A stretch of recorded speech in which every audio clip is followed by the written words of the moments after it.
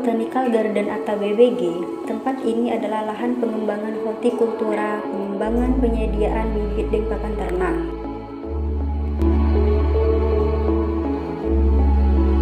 Lokasi agrowisata ini merupakan ruang hijau seluas 300 hektar.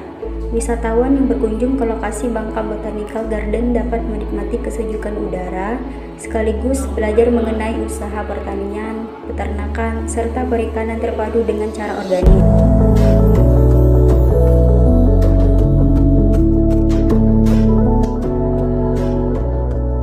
Bangka Botanical Garden juga memiliki 14 kolam ikan berbagai jenis, mulai ikan mas, nila, kakap, putih, dan patin.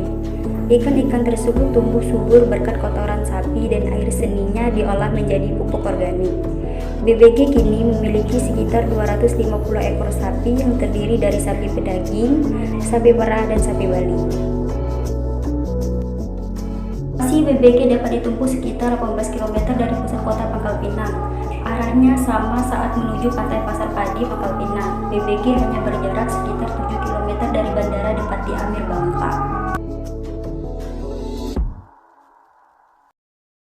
Audio Jungle. Assalamualaikum, selamat pagi Pak. Pagi, salam. Saya Pina dari SMK Negeri 1 Mendo Barat. Kami ada tugas dari sekolah mengenai BBG ini dan ada beberapa hal tentang BBG yang perlu kami tanyakan ke Bapak. Boleh. Apa yang perlu tentang beberapa hal itu apa aja? Yang pertama, bagaimana sejarah BBG? Saya Reprianto, saya manajer operasional di Bangka Botanical Garden. BBG ini pada awalnya adalah lahan kritis di sini, tapi kita perbaiki sehingga bisa menjadi produktif seperti sekarang. Sama dengan visinya, visi BBG ini adalah mengolah lahan kritis menjadi lahan produktif untuk kepentingan perekonomian. Oke. BBG ini pertama kali dikelola pada tahun 2003. Pada saat itu lahan ini adalah lahan tidak terpakai. Disebut lahan kritis karena memang terdiri dari lahan rawa kering, tidak bisa diolah menjadi apa-apa. Terus habis itu baru kita kelola sehingga bisa seperti sekarang ini. Di pengolahan awalnya adalah dengan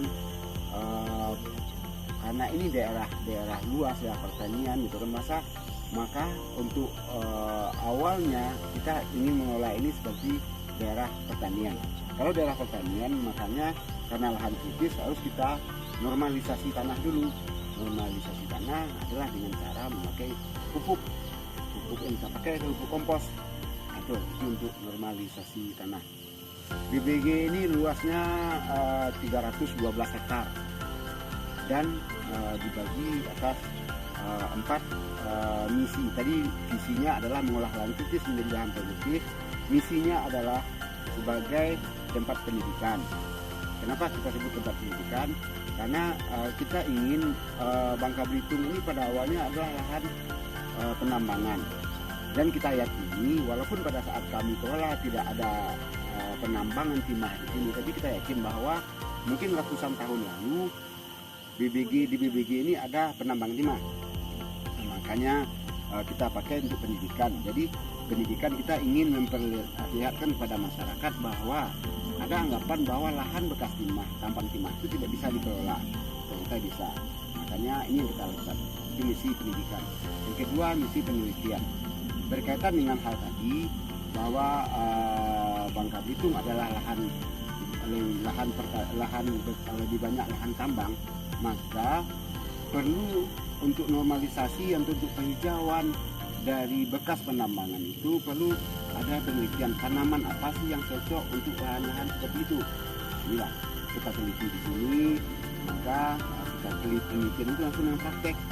Kita berkeyakinan bahwa tanaman cemara, rumput cemara, ketapang itu adalah lahan untuk penghijauan, tanaman-tanaman penghijauan. Kita coba tanam di sini, ternyata bisa. Itu yang kedua, itu penelitian. Yang ketiga itu adalah untuk olahraga alam. Jadi BBG 112 hektar ini itu terhubung semua dengan jalan-jalan ini. Dan jalan ini bisa kita pakai sering digunakan oleh instansi pemerintahan, TNI, Polri untuk acara-acara keluarga, acara olahraga alamnya. Mereka berkeliling, lari keliling luas lahan ini, ya itu untuk olahraga alamnya. Kedepannya lagi, dan yang keempat itu adalah BBG sebagai tempat wisata alam. Kita sebut wisata alam karena walaupun kalau untuk disebut sebagai destinasi wisata, kami rasa belum, karena banyak hal yang harus kita perhatikan untuk jadi destinasi wisata. Tapi paling enggak sekarang ada suatu tempat yang teduh, yang sejuk, yang apa, sehingga masyarakat datang untuk piknik, bukan wisata. Piknik dan wisata itu beda. Piknik adalah orang sekeluarga berkumpul lalu bersenang-senang di alam terbuka. Kalau wisata ada permainan-permainan dalam. Kedepannya kita memang akan menjadikan BBG ini sebagai objek wisata. Apa yang menarik di BBG ini sehingga banyak yang berkunjung ke sini, Pak? Ya, selain yang saya jelasin tadi bahwa ada tempat yang teduh, tempatnya apa, hal yang menarik lainnya di BBG ini ada 4 divisi yang kita lakukan di sini. Ada peternakan, ada perkebunan, ada budidaya ikan, dan ada sayuran. Jadi masyarakat datang ke sini, kedepannya juga seperti apa yang saya mintain sebagai objek wisata, kita ingin menjadikan agrowisata, BBG sebagai agrowisata. Masyarakat Bangka-Belitung mungkin ya paham lah, tahu, kenal dengan sapi, tapi kalau sapi perah kan enggak. Makanya kita mempunyai 4 divisi tadi, divisi peternakannya ada, divisi perkebunannya ada, divisi perikanan dan sayuran. Di peternakan ini kita khusus memelihara sapi perah. Sapi perah itu adalah sapi yang memelihara itu pastinya. Terus divisi perkebunan. Di perkebunan sekarang ini ada di BBG ada kebun jeruk. Kebun jeruk kita ada luasnya 7,6 hektar. Itu untuk kebutuhan kebutuhan. Yang ketiga adalah divisi budidaya ikan. Di BBG ada tempat budidaya ikan.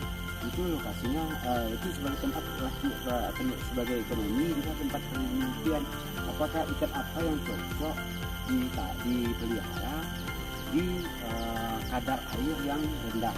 Kalau daerah penambangan, kadar air pH airnya pasti rendah.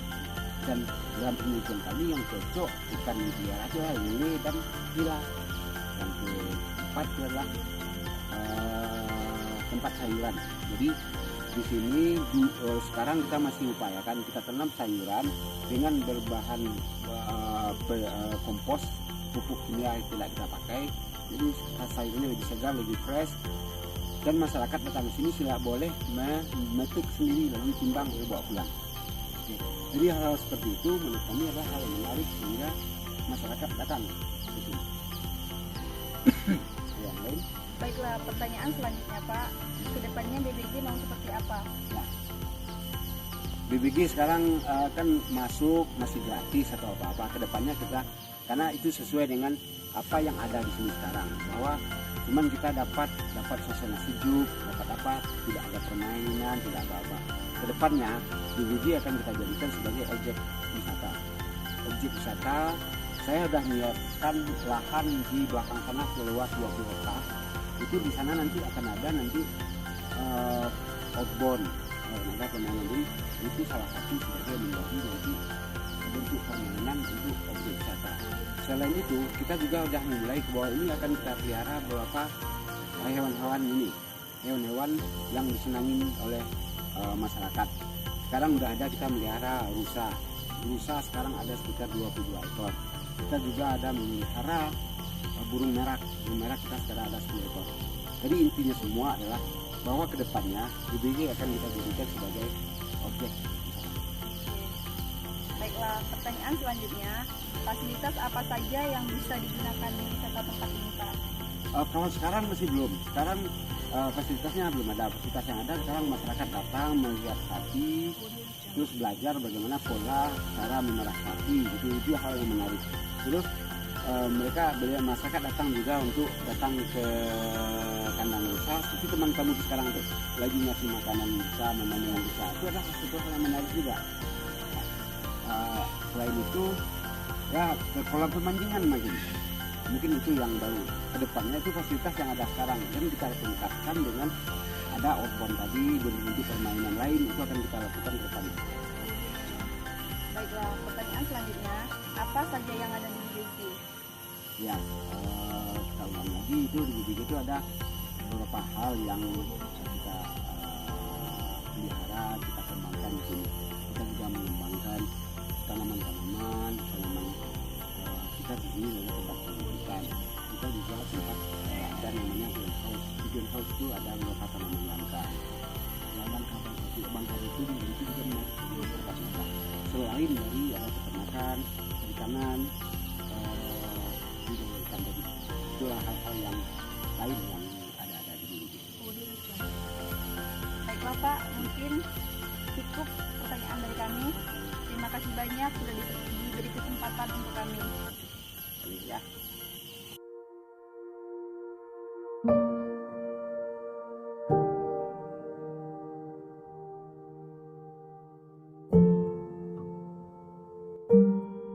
Ada dua jenis sapi perah yang dipelihara di Indonesia, yaitu sapi Friesian Holstein FH dan sapi Jersey. Sapi peranakan Friesian Holstein atau PFH dikenal dengan ciri warna bulu belang hitam dan putih. Mempunyai ukuran tubuh besar dan beratnya hampir sama dengan sapi FH. Produksi susu sekitar 15-20 liter per hari. Sifatnya tenang dan jinak. Sapi jenis ini lebih tahan panas jika dibandingkan dengan sapi FH, sehingga lebih cocok di daerah tropis, mudah beradaptasi di lingkungan barunya.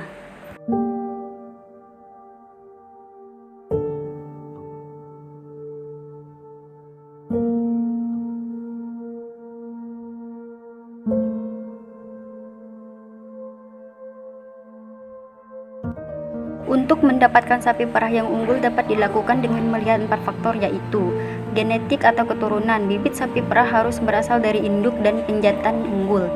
2. Bentuk ambing. Ambing yang baik besar, pertautan antara otot kuat dan memanjang sedikit ke depan, serta punting normal, tidak lebih dari 4. Ketiga, eksterior atau penampilan. Secara keseluruhan proporsional, tidak kurus dan tidak terlalu gemuk. Kaki berdiri tegak dan jarak antara kaki kanan dan kaki kiri cukup lebar baik kaki depan maupun belakang. Serta bulu mengkilat. Perlu diketahui, besar tubuh tidak menentukan jumlah susu yang dihasilkan serta tidak menentukan ketahanan terhadap penyakit. 4. Umur bibit. Umur bibit sapi perah betina yang ideal adalah 1,5 tahun dengan bobot sekitar 300 kg. Sementara itu, umur penjantan 2 tahun dengan bobot badan sekitar 350 kg.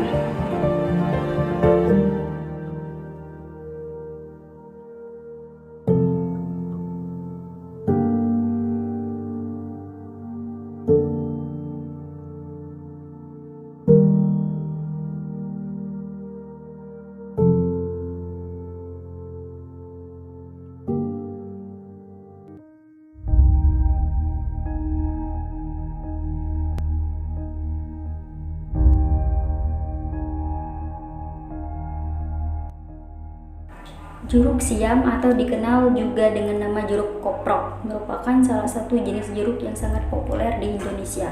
Buah jeruk siam memiliki ukuran yang cukup besar dengan berat mencapai 75,6 gram per buah. Daging buahnya lumayan tebal dan bertekstur lunak serta memiliki banyak kandungan air dengan rasa manis yang sangat menyegarkan.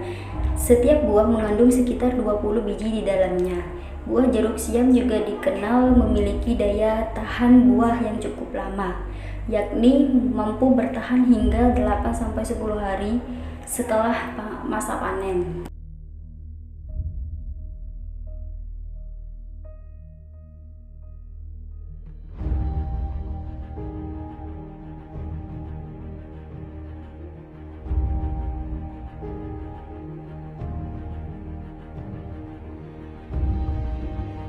Agrowisata ini letaknya cukup strategis, bersebelahan dengan lantai pasir padi, serta mudah dijangkau dari pusat kota Pangkal Pinang. Deretan cemara menuju rumah panggung yang multifungsi akan menyambut kedatangan Anda.